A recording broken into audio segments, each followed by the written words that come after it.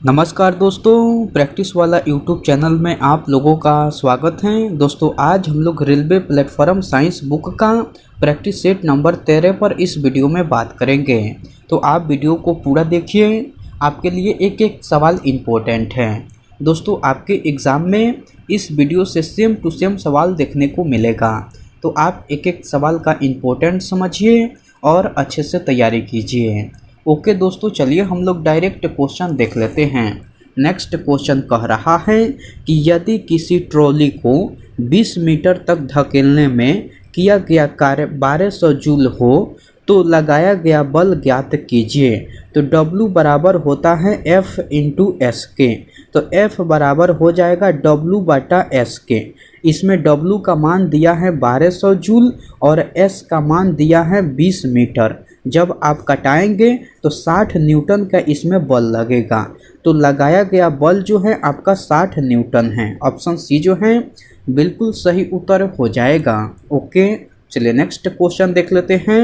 Next question कह रहा है कि न्यूटन के गति के प्रथम नियम का अन्य नाम क्या है। 4 ऑप्शन दिया गया है, इनमें से आपको चुनकर बताना है कि न्यूटन के गति के प्रथम नियम का अन्य नाम क्या है। तो आपको जड़त्व का नियम है, अन्य नाम क्या है दोस्तों, तो जड़त्व का नियम है। ऑप्शन डी जो है बिल्कुल सही उत्तर हो जाएगा। ओके, चलिए नेक्स्ट क्वेश्चन देख लेते हैं। नेक्स्ट क्वेश्चन कह रहा है कि गति के 3 नियम इनमें से किसके द्वारा प्रतिपादित किए गए थे। 4 ऑप्शन दिया गया है, इनमें से आपको चुनकर बताना है कि गति के 3 नियम इनमें से किसके द्वारा प्रतिपादित किए गए थे। तो न्यूटन के द्वारा प्रतिपादित किए गए थे। किसके द्वारा प्रतिपादित किए गए थे, तो न्यूटन के द्वारा। ऑप्शन सी जो है बिल्कुल सही उत्तर हो जाएगा। ओके, चलिए नेक्स्ट क्वेश्चन देख लेते हैं। नेक्स्ट क्वेश्चन कह रहा है कि रॉकेट डैश संरक्षण के सिद्धांत पर कार्य करते हैं। 4 ऑप्शन दिया गया है, इनमें से आपको चुनकर बताना है कि रॉकेट डैश के संरक्षण के सिद्धांत पर कार्य करते हैं। तो रॉकेट जो हैं आपको संवेग के संरक्षण के सिद्धांत पर कार्य करते हैं। रॉकेट जो हैं आपको संवेग के संरक्षण के सिद्धांत पर कार्य करते हैं। ऑप्शन ए जो है बिल्कुल सही उत्तर हो जाएगा। ओके, चलिए नेक्स्ट क्वेश्चन देख लेते हैं। नेक्स्ट क्वेश्चन कह रहा है कि न्यूटन के गति के दूसरे नियम का समीकरण क्या है। 4 ऑप्शन दिया गया है, इनमें से आपको चुनकर बताना है कि न्यूटन के गति के दूसरे नियम का समीकरण क्या है। तो F बराबर ma है। क्या है दोस्तों, तो F बराबर ma है। ऑप्शन बी जो है बिल्कुल सही उत्तर हो जाएगा। ओके, चलिए नेक्स्ट क्वेश्चन देख लेते हैं। दोस्तों मैं उम्मीद करता हूं कि क्वेश्चन आपको अच्छे से समझ में आ रहा है। दोस्तों अगर आपको वीडियो पसंद आती है तो इस वीडियो को लाइक कर दीजिए और कमेंट करके बताइए कि वीडियो आपको कैसे लगी। दोस्तों अभी तक आप इस चैनल को सब्सक्राइब नहीं किए हैं तो प्लीज़ इस चैनल को सब्सक्राइब कर लीजिए और बेल आइकन को भी प्रेस कर दीजिए। ओके, चलिए नेक्स्ट क्वेश्चन देख लेते हैं। नेक्स्ट क्वेश्चन कह रहा है कि किसी वस्तु के संवेग परिवर्तन की दर बल की दिशा में आरोपित असंतुलित बल के समानुपाती होती है। इस नियम को क्या कहा जाता है। तो इस नियम को न्यूटन का गति का दूसरा नियम कहा जाता है। इस नियम को क्या कहा जाता है दोस्तों, तो इस नियम को न्यूटन का गति का दूसरा नियम कहा जाता है। ऑप्शन सी जो है बिल्कुल सही उत्तर हो जाएगा। ओके, चलिए नेक्स्ट क्वेश्चन देख लेते हैं। नेक्स्ट क्वेश्चन कह रहा है कि दीर्घ रेडियो तरंगों की खोज किसने की थी। 4 ऑप्शन दिया गया है, इनमें से आपको चुनकर बताना है कि दीर्घ रेडियो तरंगों की खोज किसने की थी। तो गुलियेमो मार्कोनी ने की थी। किसने की थी दोस्तों, तो आपको गुलियेमो मार्कोनी ने की थी। ऑप्शन डी जो है बिल्कुल सही उत्तर हो जाएगा। ओके, चलिए नेक्स्ट क्वेश्चन देख लेते हैं।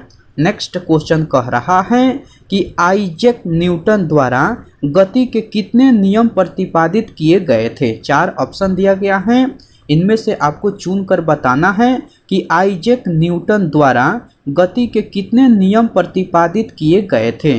तो 3 नियम प्रतिपादित किए गए थे। कितने नियम प्रतिपादित किए गए थे, तो 3 नियम। ऑप्शन सी जो है बिल्कुल सही उत्तर हो जाएगा। ओके, चलिए नेक्स्ट क्वेश्चन देख लेते हैं। नेक्स्ट क्वेश्चन कह रहा है कि 20 मीटर पर सेकेंड के वेग से गति कर रहे 50 केजी द्रव्यमान वाले एक पिंड का संवेग क्या होगा। तो संवेग P बराबर होता है m इंटू वी के। तो m का मान दिया है 50 केजी और v का मान दिया है 20 मीटर पर सेकेंड। जब आप गुना करेंगे तो आपको हो जाएगा 1000 केजी मीटर पर सेकेंड हो जाएगा।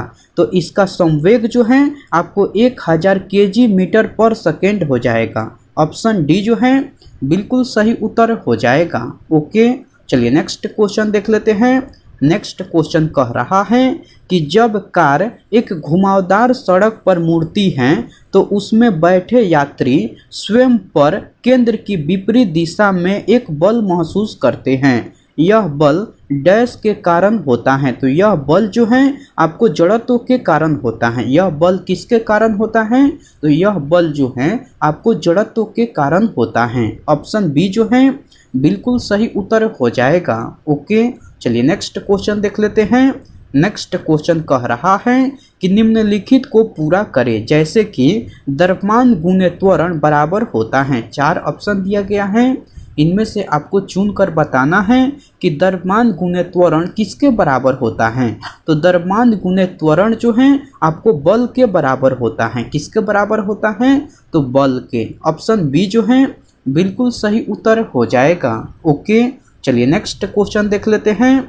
नेक्स्ट क्वेश्चन कह रहा है कि बल लगाकर निम्न में से किसे परिवर्तित किया जा सकता है। 4 ऑप्शन दिया गया है, इनमें से आपको चुनकर बताना है कि बल लगाकर निम्न में से किसे परिवर्तित किया जा सकता है।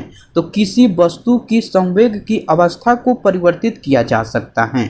बल लगाकर किसी वस्तु की संवेग की अवस्था को परिवर्तित किया जा सकता है। ऑप्शन डी जो है बिल्कुल सही उत्तर हो जाएगा। ओके, चलिए नेक्स्ट क्वेश्चन देख लेते हैं।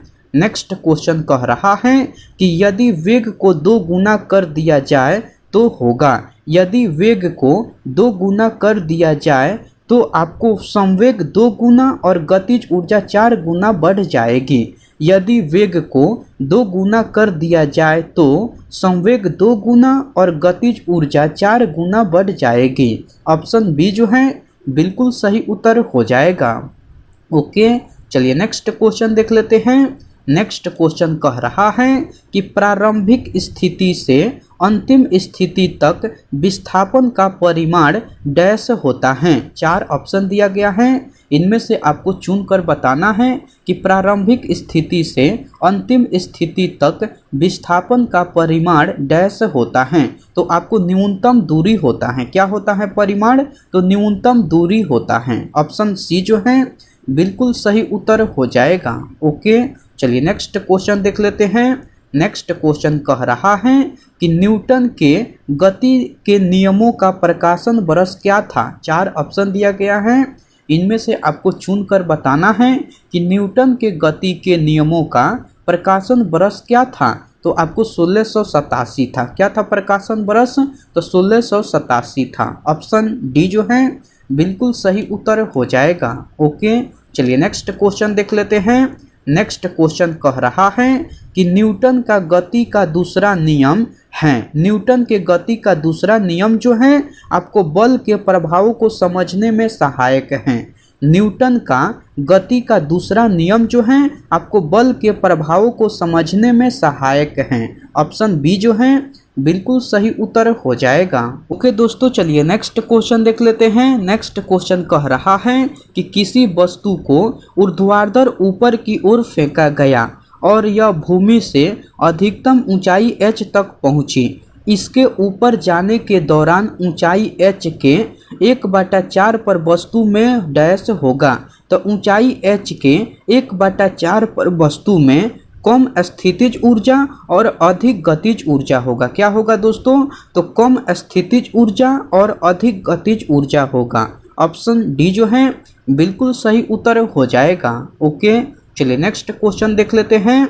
नेक्स्ट क्वेश्चन कह रहा है कि लंबी कूद के दौरान एक एथलीट कूदने से पहले दौड़ता है। ऐसा करना उसका संवेग बढ़ाता है, ऐसा करना उसका संवेग को बढ़ाता है। ऑप्शन बी जो है बिल्कुल सही उत्तर हो जाएगा। ओके, चलिए नेक्स्ट क्वेश्चन देख लेते हैं। नेक्स्ट क्वेश्चन कह रहा है कि यदि 25 केजी द्रव्यमान वाली एक वस्तु पर 75 न्यूटन बल लगाया जाता है तो उत्पन्न त्वरण क्या होगा?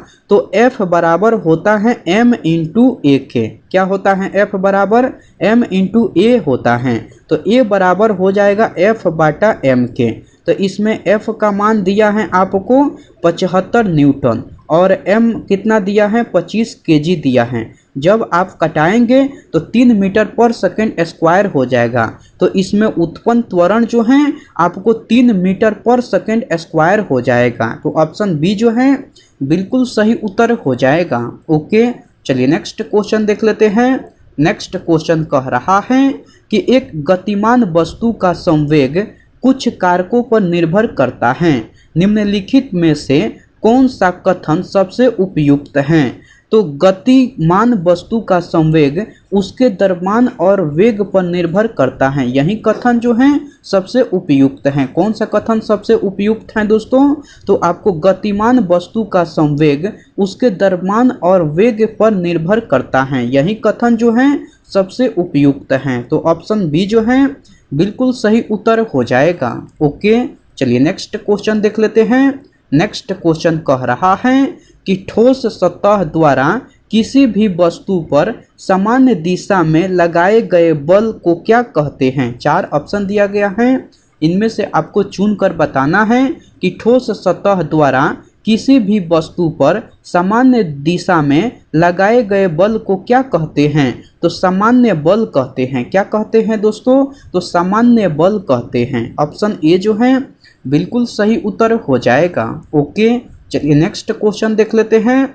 नेक्स्ट क्वेश्चन कह रहा है कि डैश वेग में परिवर्तन की दर होती है। 4 ऑप्शन दिया गया है, इनमें से आपको चुनकर बताना है कि कौन वेग में परिवर्तन की दर होती है। तो आपको त्वरण जो है वेग में परिवर्तन की दर होती है। कौन होती है? तो त्वरण जो है वेग में परिवर्तन की दर होती है। ऑप्शन बी जो है बिल्कुल सही उत्तर हो जाएगा। ओके, चलिए नेक्स्ट क्वेश्चन देख लेते हैं। नेक्स्ट क्वेश्चन कह रहा है कि चलती हुई बस में रुकने के लिए ब्रेक लगाने पर यात्री आगे की ओर गिरने लगता है और रुकी हुई बस के गति करने पर पीछे की ओर गिरने लगता है। यह डैश के कारण होता है। तो यह जो है आपको जड़त्व के कारण होता है। यह किसके कारण होता है? तो यह जड़त्व के कारण होता है। ऑप्शन डी जो है बिल्कुल सही उत्तर हो जाएगा। ओके, चलिए नेक्स्ट क्वेश्चन देख लेते हैं। नेक्स्ट क्वेश्चन कह रहा है कि यदि हम पेड़ की शाखा को तेजी से हिलाएं तो कुछ पत्तियां पेड़ से अलग हो जाती हैं। यह डैश के कारण होता है। तो यह आपको जड़त्व के कारण होता है। यह किसके कारण होता है? तो यह जड़त्व के कारण होता है। ऑप्शन डी जो है बिल्कुल सही उत्तर हो जाएगा। ओके, चलिए नेक्स्ट क्वेश्चन देख लेते हैं। नेक्स्ट क्वेश्चन कह रहा है कि निम्नलिखित में से कौन सा एक वस्तु पर लागू संतुलित बल का प्रभाव है? 4 ऑप्शन दिया गया है, इनमें से आपको चुनकर बताना है कि कौन सा एक वस्तु पर लागू संतुलित बल का प्रभाव है। तो आपको एक वस्तु की आकृति में परिवर्तन है। कौन है दोस्तों? तो एक वस्तु की आकृति में परिवर्तन है। ऑप्शन ए जो है बिल्कुल सही उत्तर हो जाएगा। ओके, चलिए नेक्स्ट क्वेश्चन देख लेते हैं। नेक्स्ट क्वेश्चन कह रहा है कि एक आदमी 5 न्यूटन का बल लगाकर एक पुस्तक धकेलता है। इस बल द्वारा किए गए कार्य को ज्ञात करें, क्योंकि पुस्तक को धकेलने की दिशा में 30 सेंटीमीटर विस्थापित किया गया है। तो आपका सही उत्तर हो जाएगा W बराबर होता है FS के। तो F का मान दिया है इसमें 5 न्यूटन और S का मान दिया है 30 सेंटीमीटर। सेंटीमीटर को हम मीटर में बदलने के लिए 100 से भागा करेंगे। अब कटाएंगे तो कितना हो जाएगा? जब कटाने पर 1.5 आपको 1.5 जूल आएगा।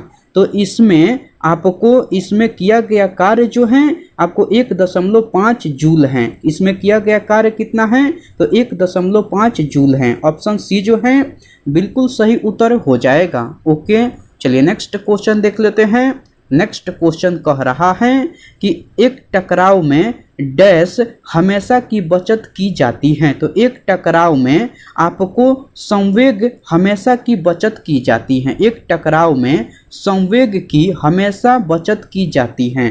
ऑप्शन डी जो है बिल्कुल सही उत्तर हो जाएगा। ओके, चलिए नेक्स्ट क्वेश्चन देख लेते हैं। नेक्स्ट क्वेश्चन कह रहा है कि आपको एक अचल स्थिति से शुरू करके सोनी साइकिल द्वारा 30 सेकेंड में 60 मीटर पर सेकेंड की गति पकड़ती हैं। साइकिल के त्वरण की गणना करें। तो साइकिल का त्वरण ए बराबर हो जाएगा आपको v/s के। तो v का मान कितना दिया है 60 मीटर पर सेकेंड और s का मान दिया है 30 सेकेंड। जब आप घटाएंगे तो आपको हो जाएगा 2 मीटर पर सेकेंड स्क्वायर। तो आपको साइकिल के त्वरण का मान जो है आपको हो जाएगा 2 मीटर पर सेकेंड स्क्वायर हो जाएगा। कितना हो जाएगा तो 2 मीटर पर सेकेंड स्क्वायर। ऑप्शन ए जो है बिल्कुल सही उत्तर हो जाएगा। ओके, चलिए नेक्स्ट क्वेश्चन देख लेते हैं। नेक्स्ट क्वेश्चन कह रहा है कि यदि किसी गतिमान पिंड की वेग 2 गुना कर दी जाए तो डैश होगा। 4 ऑप्शन दिया गया है, इनमें से आपको चुनकर बताना है कि यदि किसी गतिमान पिंड की वेग 2 गुना कर दी जाए तो आपको इसका संवेग 2 गुना हो जाता है। तो क्या होता है तो इसका संवेग भी 2 गुना हो जाता है। ऑप्शन ए जो है बिल्कुल सही उत्तर हो जाएगा। ओके, आज का प्रैक्टिस सेट में इतना ही सवाल था। मैं उम्मीद करता हूं कि सारे सवाल आपको याद हो गया होगा।